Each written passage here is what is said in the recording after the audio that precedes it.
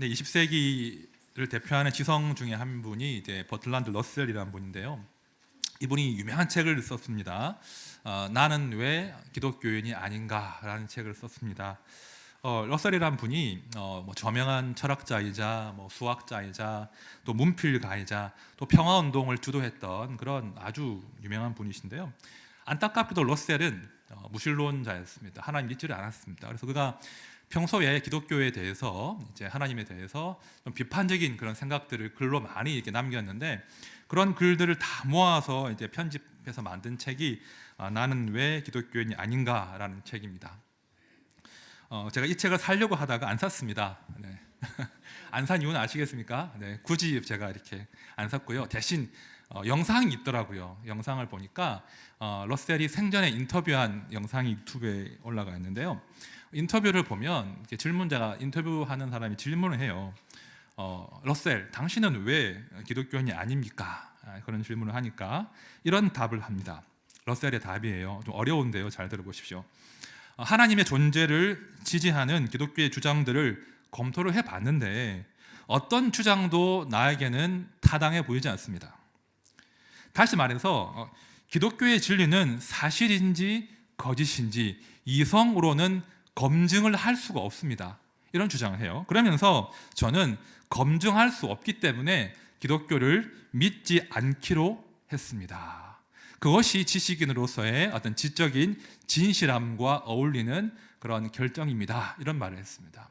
어렵습니까? 이런 말입니다. 그러니까 러셀이 한 주장은 다른 것이 아니라 기독교의 진리 주장이 이성의 검증을 통과하지 못했기 때문에 나는 그 하나님이 계신 것을 믿지 않기로 선택했다는 거예요. 앞에 화면에 보십시오. 그는 신이 없다는 것을 믿기로 선택했다는 거예요. 신이 없다는 믿음에 자신의 인생을 걸었다는 겁니다.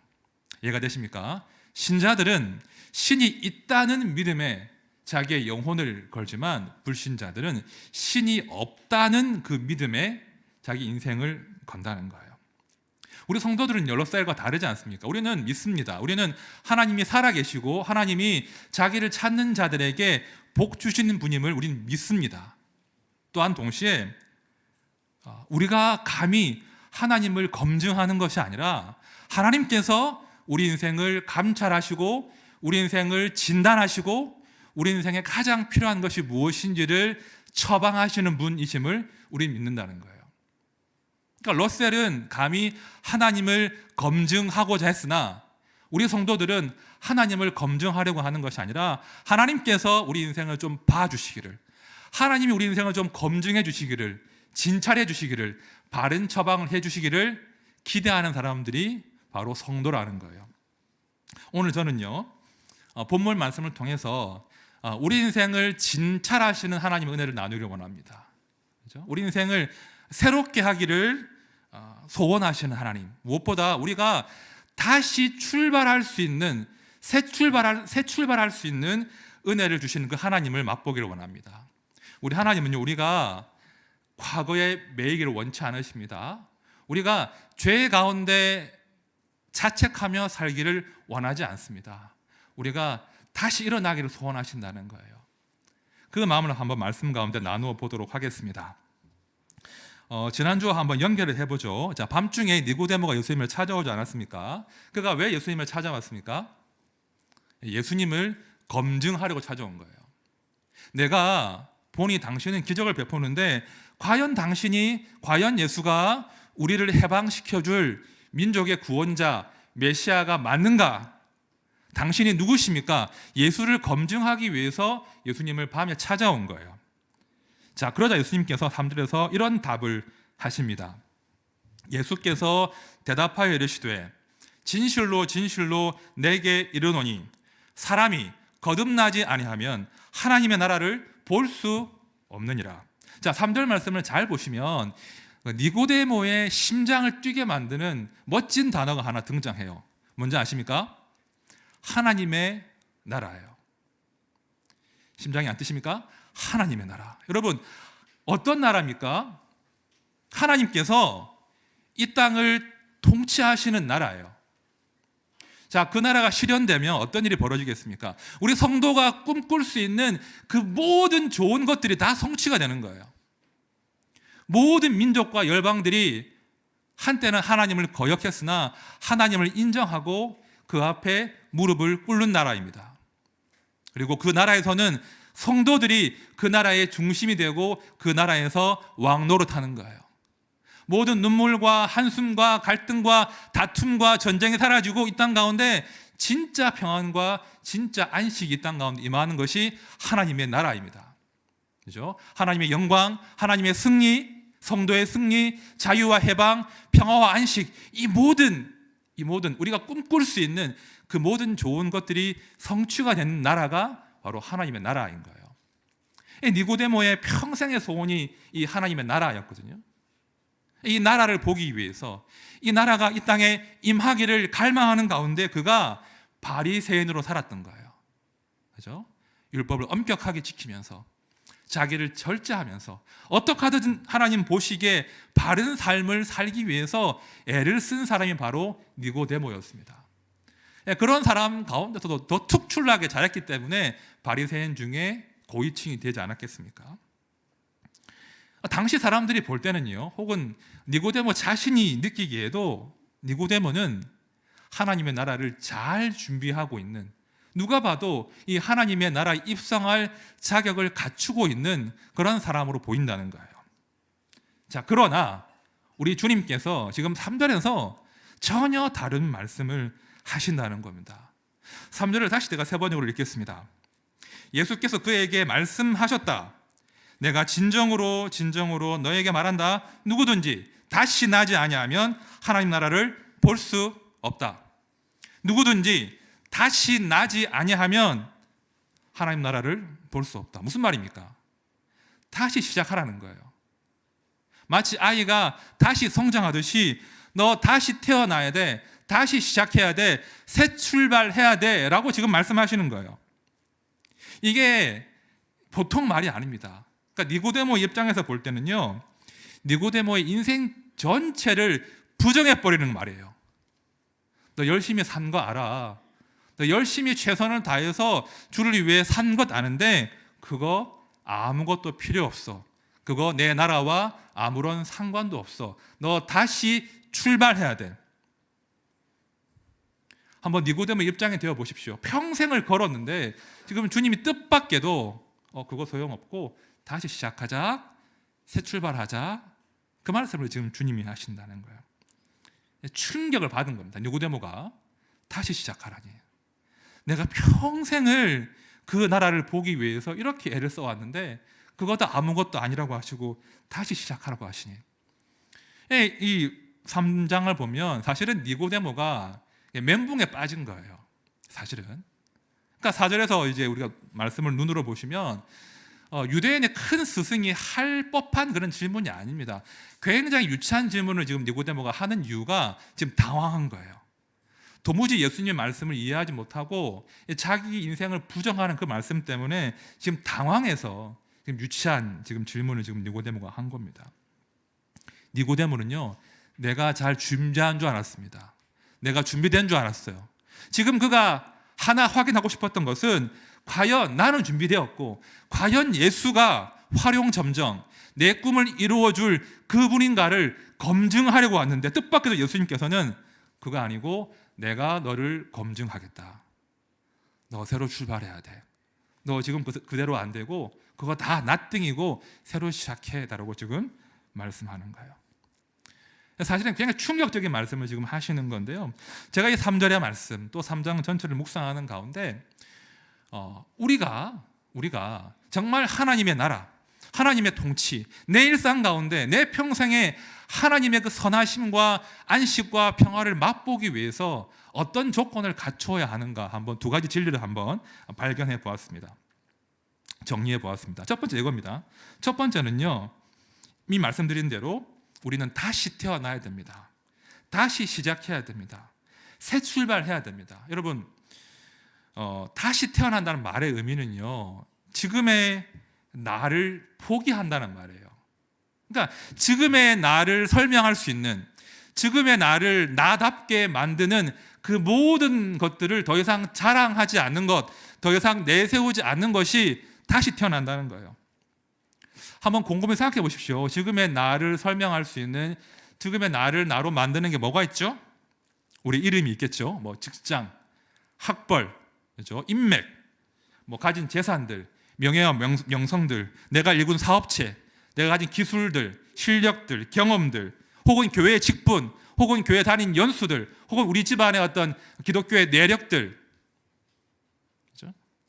혹은 내 남편, 내 자식, 지금의 나를 설명할 수 있는 그 모든 것들에 대한 일체의 자랑을 포기하는 것, 그것이 새 출발하는 것입니다.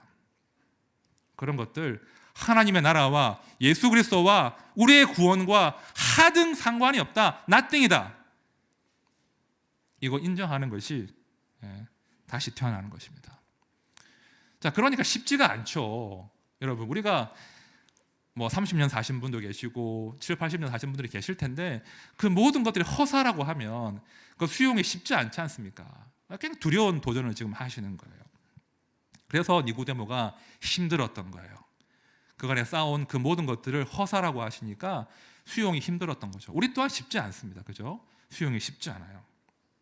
그런데요, 제가 이 말씀을 이렇게 묵상하는 가운데 예수님께서 다시 태어나야 돼, 새 출발해야 돼, 이 말씀이요, 두려움이 아니라 어떤 희망과 용기로 저한테 다가오더라는 겁니다.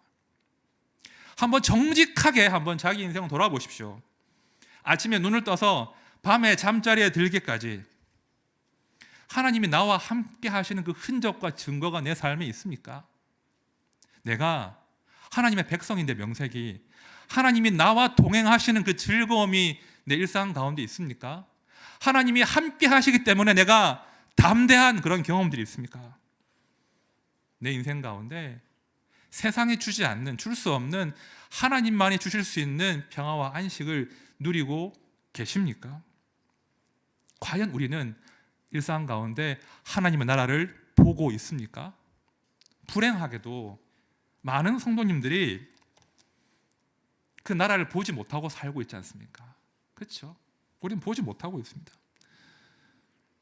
제가 지난 한 주간 이런저런 일로 많은 성도님들과 개인적인 면담을 하고 상담을 했는데요, 참 제가 많이 공감하면서 함께 눈물을 지으면서 이제 상담을 했는데, 한 분이 이런 고백을 하시는 거예요. 정말 열심히 산다는 거예요. 정말 열심히 살았고 지금도 열심히 살고 있는데 문득 돌아보니까 자기 인생이 빈 깡통 같다는 거죠. 열심히 살았는데 빈 깡통밖에 안 되는 게 내 인생이라는 겁니다. 한 분은 또 이런 말씀을 하십니다. 내가 아들 노릇 잘 하기 위해서, 남편 노릇, 아빠 노릇 잘 하기 위해서 정말 치열하게 앞만 보고 달려왔는데 지금 보니 남은 게 없습니다. 오히려 남는 것이 있다기보다는 관계가 힘들어지고 상처가 쌓이고 앙금이 쌓여서 힘이 듭니다. 그런 말씀하시는 거예요. 그러면서 다시 시작하고 싶은데 내가 다시 시작할 수 있을까요? 내가 새 출발하고 싶은데, 다시 복원하고 싶은데 내가 다시 할 수 있을까요? 우리 할 수 있을까요? 그런 질문을 하시더라고요. 제가 대화를 나누면서 참 공감이 되면서 저 또한 다르지 않다는 걸 제가 인정하게 됐습니다. 저 또한 다르지 않습니다. 뭐 이렇게 허우대가 멀쩡하지 않습니까? 허우대가 멀쩡하고 목사가 되었고 누구보다 경건한 삶을 살 것 같죠? 근데 속을 들여다보니까 그렇지 않더라는 거예요. 제 속을 가만히 보니까 하나님의 나라가 내 마음 가운데 어디 있는가? 내 인생 가운데 하나님의 사랑은 어디 있으며, 하나님의 통치는 어디 있으며, 하나님의 다스림은 어디 있는가, 안식은 어디 있는가, 그런 한탄이 막 나오는 거예요. 아무튼 체면은 차려야 되니까, 남들만큼은 살아야 되니까, 보이는 게 중요하니까 아등바등 하죠. 열심히 삽니다. 치열하게 삽니다. 그런데 내 속을 보니까 겉은 그럴듯한데 말입니다, 속은 비어있더라는 겁니다. 속은 메말라 있더라는 겁니다. 뭔가 정리가 필요하구나, 뭔가 청소가 필요하구나, 뭔가 새로 시작하고 싶다 하는 그런 마음들이 막 제가 생기더라고요. 여러분, 우리 주님께서 말씀하십니다. 네가 하나님의 나라를 보기 위해서는 새로 시작해야 돼. 새 출발해야 돼. 여러분, 이 말씀이 우리에게 두려움으로 다가오십니까? 놓칠까봐, 잃어버릴까봐 두려우십니까? 포기하는 게 힘드십니까? 아니에요. 너 새 출발할 수 있어. 너 다시 시작할 수 있어. 주님의 이 말씀은 우리에게 소망이 되는 거예요. 위로가 되는 거예요. 우리가 어떤 형편에 처해 있든지 우리 주님 말씀하십니다. 네가 다시 출발할 수만 있다면, 다시 시작한다면 내가 다시 시작하게 해줄 테니까 함께 하나님 나라를 보자. 이런 초청의 말씀인 거예요. 우리가 이 말씀 가운데 부담이 아니라, 두려움이 아니라 용기를 내셔야 돼요. 그렇구나, 우리는 다시 시작할 수 있는 존재구나. 성도는요, 이게 윤회가 아닙니다. 윤회가 아니라 성도는 다시 시작하는 은혜를 누리는 사람이에요. 언제든 나이에 상관없이, 내 건강 상태에 상관없이, 나의 경제력에 상관없이 다시 출발할 수 있는 복을 누리는 사람들이 성도입니다. 그 복을 잊으시면 안 돼요. 자, 그러면 질문이 생기죠. 다시 출발하고 싶은데, 새 출발하고 싶은데 어떻게 할 수 있습니까? 어떻게 태어날 수 있습니까? 3절을 다시 보십시오. 제가 세 번역으로 봅니다. 예수께서 그에게 말씀하셨다. 내가 진정으로 너에게 말한다. 누구든지 다시 나지 않으면 하나님 나라를 볼 수 없다. 이 다시란 단어가 중요한데요. 이 다시는요, 헬라어로 아노센인데요. 이 아노센이라는 단어의 원래 깊은 의미는 다시도 있지만 위로부터, 하늘로부터 이런 뜻입니다. 그러니까 이 말씀의 의미는 네가 위로부터, 하늘로부터 태어나야 하나님의 나라를 볼 수 있다, 이 말씀을 하시는 거예요. 이해가 어려우십니까? 솔직히 정직하기로 했잖아요. 어렵죠. 단순한 이해, 다른 게 아니고요. 위에 계신 분, 우리 하나님께서 우리를 낳으시면, 우리를 출산하시면, 우리가 하나님의 자녀가 되면 우리가 하나님 나라를 볼 수 있다. 그 말씀을 지금 하시는 거예요. 죄송한데 히터를 좀 끌까요? 그죠? 덥죠? 이미 껐나요? 네, 꺼도 될 것 같습니다. 꺼야 되겠죠? 네. 자, 다른 말 아닙니다. 하나님께서 우리를 출산하신다. 하나님이 우리를 낳으시면, 그런 상태가 되면 우리가 다시 하나님 나라를 볼 수 있다, 이 말씀을 하시는 거예요. 제가 시편 말씀 읽어드릴게요. 내가 여호와의 명령을 전하노라. 여호와께서 내게 이르시되 너는 내 아들이라. 오늘 내가 너를 낳았도다. 자, 너는 내 아들이라. 오늘 내가 너를 낳았도다. 여러분 기억하십시오. 우리는요, 하나님과 막연한 그런 종교적으로 얽힌 사이가 아니고요, 친자 관계예요. 하나님이 우리를 낳으셨대요. 우리는 그분의 아들이고 딸이에요. 중요한 것은, 문제는 우리가 우리의 출신, 우리의 그 탄생의 비밀을 까먹고 산다는 거예요. 누가 나를 낳으셨는지, 나를 낳으신 분이 누구인지, 누가 내 부모님인지 모르고 살고 있기 때문에 우리 심령 가운데 아무리 애를 써도 걷어낼 수 없는, 채울 수 없는 그 심연 가운데 결핍과 애정 결핍, 그죠? 문제가 생긴다는 거예요. 여러분, 우리가 부모님의 사랑을 잊어버리고 살면 결핍 생기지 않겠습니까? 그게 우리 상태라는 거예요. 그죠? 우리가 원래 하나님의 자식이었는데 까맣게 잊고 사니까 아무리 열심히 살아도 채울 수 없는 그 마음의 빈 공백, 공허함, 결핍이 생긴다는 거예요. 그게 우리 현 상태라는 겁니다. 제가 지난 주일날 어거스틴의 이야기로 설교를 마무리했는데요. 어거스틴이 이런 유명한 말을 남겼죠. 당신이 당신 자신을 위해 우리를 만드셨기에 당신 안에 안식하기 전까지는 우리 마음에 안식이 없나이다. 지금 어거스틴이 그 마음의 결핍을 이야기하는 거예요. 우리가 하나님이 아니라면 결코 채워지지 않는 그 마음의 공허함과 결핍이 있다. 그 결핍 가운데 있으니까 힘들게 살아도 빈 깡통 같은 겁니다. 아무리 채워도 채워지지 않는 거예요. 우리가요, 하나님의 나라를 보기 위해서는 다시 우리가, 두 번째 원리죠, 다시 위로부터 태어나야 됩니다. 그렇죠? 다시 하나님께서 우리를 출산하셔야 됩니다. 그러면 이제 이런 질문이 생기죠. 출산을 우리가 하는 게 아니잖아요. 하나님이 하셔야 되죠. 그러니까 하나님이 주도권을 쥐고 이 모든 일들을 이루어 나가신다는 거예요. 그걸 아셔야 된다는 거예요. 우리가 억지로 태어나는 게 아니라 하나님이 우리를 출산하십니다. 그 비밀을 아셔야 돼요. 오늘 본문 5절과 8절 말씀을 보시면 하나님께서 우리를, 성도를 출산하시기 위해서 어떤 사랑을 감당하시는지가 나와 있거든요. 자, 5절과 8절 말씀을, 2절 말씀 우리 함께 연이어 읽어보겠습니다. 시작. 예수께서 대답하시되 진실로 진실로 내게 이르노니 사람이 물과 성령으로 나지 아니하면 하나님의 나라에 들어갈 수 없느니라. 바람이 임의로 불매 네가 그 소리는 들어도 어디로 와서 어디로 가는지 알지 못하나니 성령으로 난 사람도 다 그러하니라. 자, 5절과 8절 말씀이에요.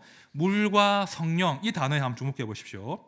그 출산의 장면과 연관지어서 한번 생각해 보십시오. 여러분, 아기가 태어나면 어떻게 합니까? 바로 눕힙니까? 아이가 태어나면 물로 씻기지 않습니까? 닦지 않습니까? 마찬가지라는 거예요. 하나님께서 우리가 태어나실 때 물로 우리를 닦으신대요. 우리의 몸과 우리의 영혼과 우리의 그 모든 더러운 것들을 물로 닦아내신다는 거예요. 우리의 그 모든 더러운 죄악들과 그 모든 더러운 죄악들 때문에 자책하고 있는 그 모든 마음의 앙금들을 우리 주님께서 물로 닦아내신다고 합니다. 이 물은요, 우리의 모든 죄악들을 용서하시고 깨끗하게 하시는, 닦아주시는 그 하나님의 그 사랑의 손길을 의미한다는 거예요. 자, 그 다음 성령은요, 하나님의 숨, 하나님의 호흡인데요, 성령께서 우리를 출산하실 때 우리에게 당신의 숨과 호흡을 나누어 주신다는 거예요. 아이가 태어나면 첫 호흡을 해야 되거든요.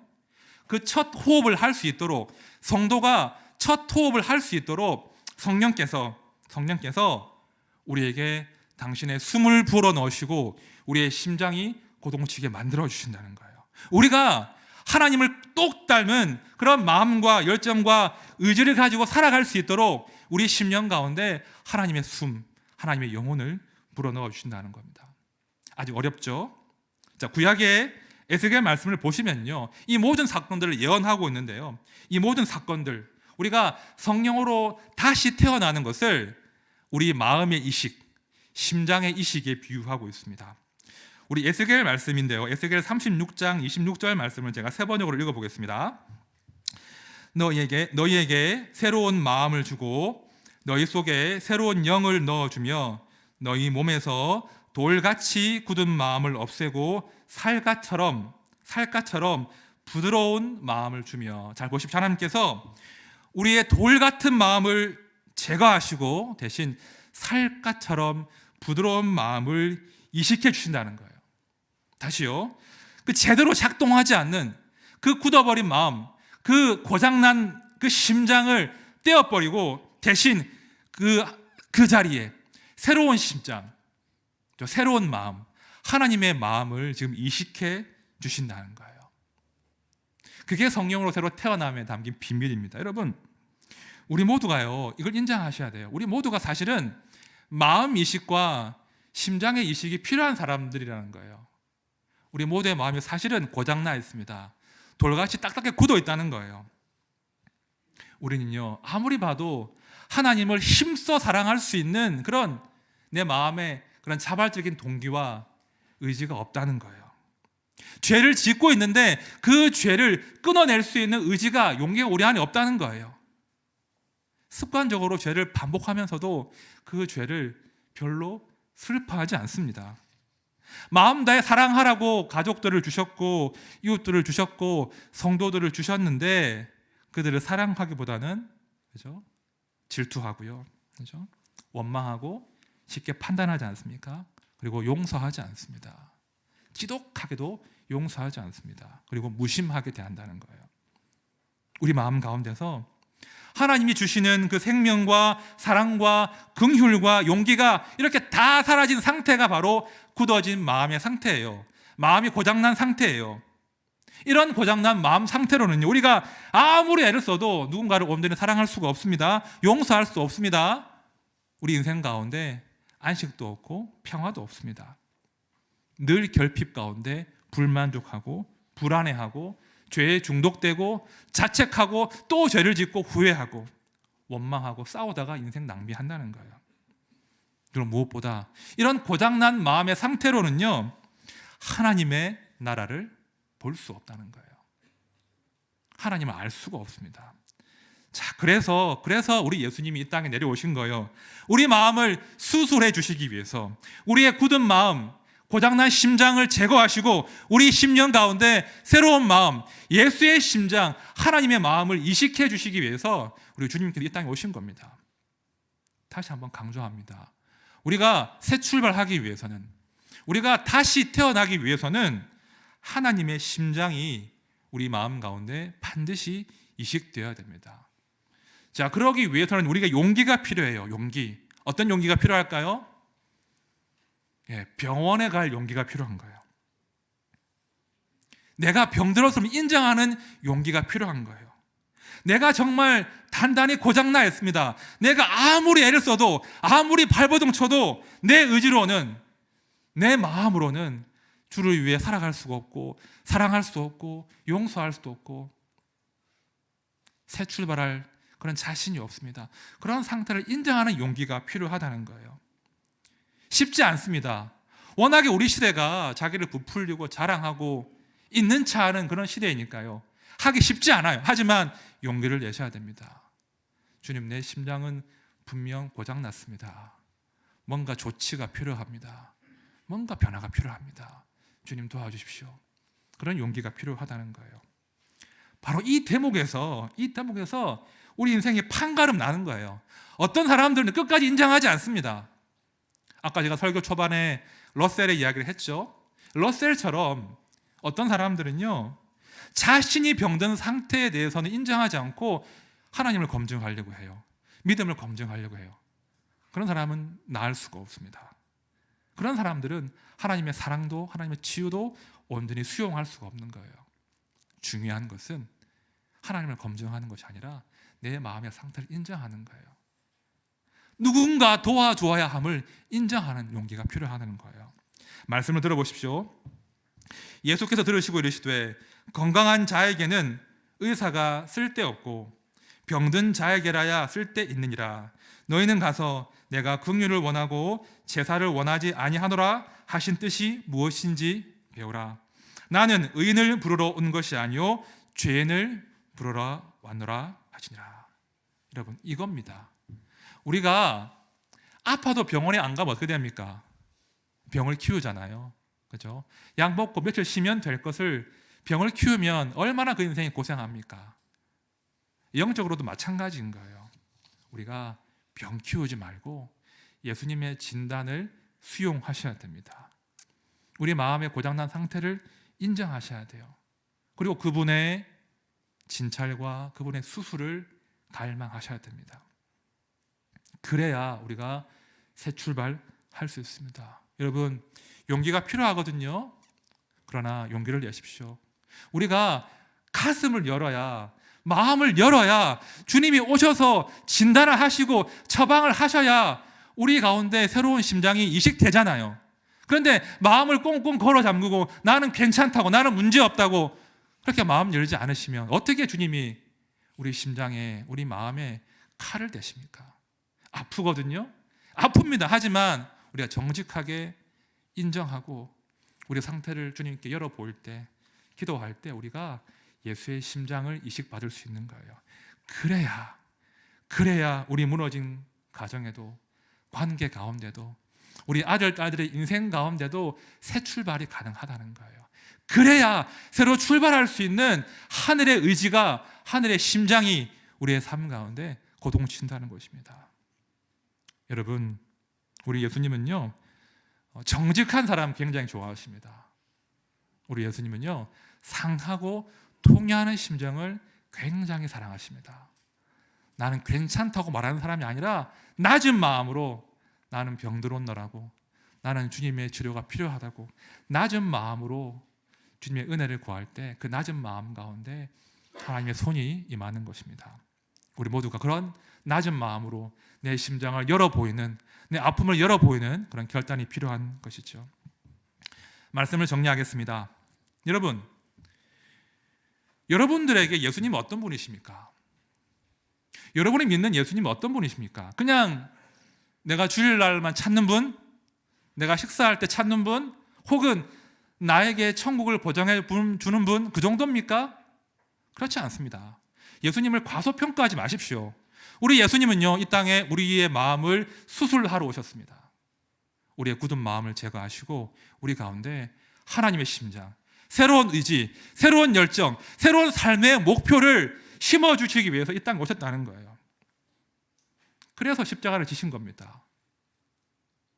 우리 주님 왜 십자가를 지셨습니까?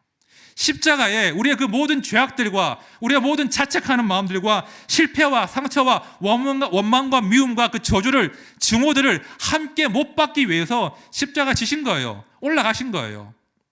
십자가는요, 단순한 형틀이 아닙니다. 십자가를 과소평가하지 마십시오. 십자가는 우리가 다시 출발할 수 있게 만들어주는 하나님의 능력입니다.